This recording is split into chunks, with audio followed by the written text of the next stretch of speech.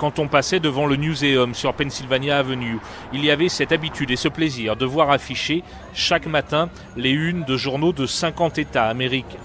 Puis à l'intérieur, toujours une exposition intéressante sur les fake news, les attentats du 11 septembre ou encore les photos récompensées par le Pulitzer.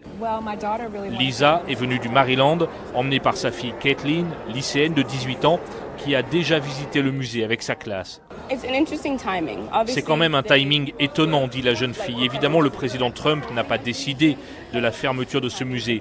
Mais avec ses tirades répétées contre les journalistes, il a un peu réussi à changer le regard que certains Américains portent sur les médias, avec une perte de confiance. On vient de voir l'exposition sur les années 60, reprend sa mère, Lisa. Et Caitlin ne savait pas, par exemple, qu'à l'époque, dans certains États, des restaurants étaient interdits aux Noirs. Et pourtant, elle est afro-américaine. C'est triste de perdre cet accès à l'information et à la vérité. La façade en marbre sur laquelle est gravé le premier amendement de la Constitution qui garantit la liberté de la presse ne va pas disparaître tout de suite.